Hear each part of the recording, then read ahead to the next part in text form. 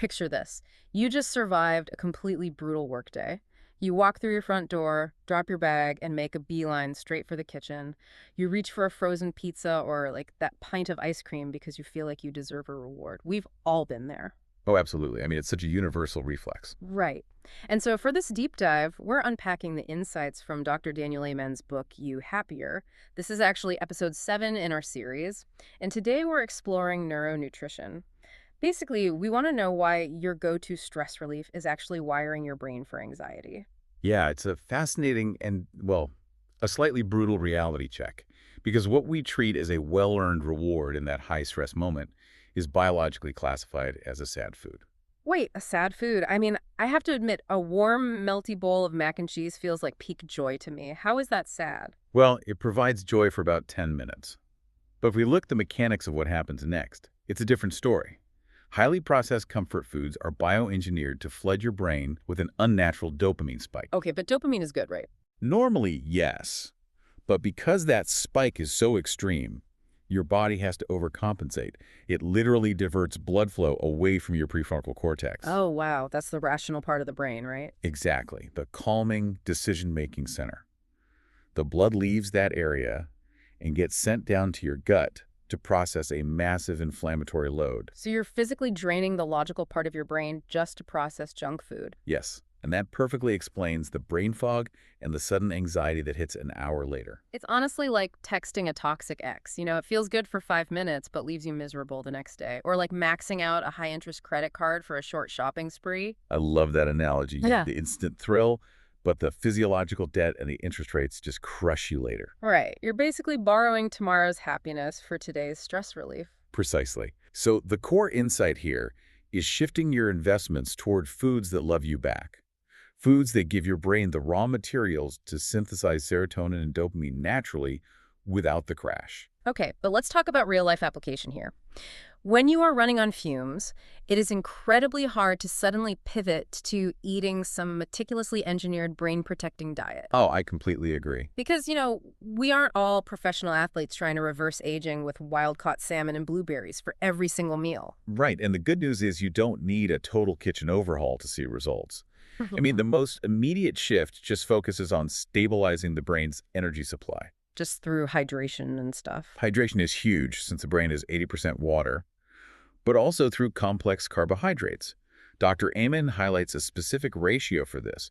It's 2-to-1, vegetables to fruit. 2-to-1. Got it. So what does that actually do? Well, by eating a plate heavy on complex carbs like spinach or bell peppers, you deliver phytonutrients and fiber. That creates a slow, sustained release of glucose. Meaning you get the mood boost without the massive insulin spike. Exactly, which stops that drastic drop in blood flow to the brain we just talked about. Yeah. You're giving the brain a steady paycheck instead of a lottery winning followed by bankruptcy. That makes total sense for dinner. But let's look at the hardest part of the day, which is the late-night snacking instinct. Well, midnight cravings. Yeah, exactly. You noted microhabit in the research, a simple 12-hour fast between dinner and breakfast. And supposedly that changes how we experience pleasure. How does simply watching the clock do that? So this comes down to a biological mechanism called hedonic adaptation. When you constantly flood your system with hyperpalatable processed foods, your dopamine receptors literally downregulate. Wait, so they become less sensitive? Yes. The brain gets overwhelmed by the artificial intensity and thinks, there's too much stimulation here. I need to dial back my sensitivity to protect myself. Wow. So to feel that same baseline level of joy, you suddenly need more sugar, more salt, more fat. Your tolerance basically just shoots up. Precisely. And it doesn't just numb you to food, it actually numbs you to everything. Really? Like what else? Well, a walk outside or a good conversation suddenly feels less rewarding. So a 12-hour overnight fast acts as a hard reset. Like nothing between 8 p.m. and 8 a.m. Exactly. Just by giving your digestive system a break, your brain clears out the chemical backlog.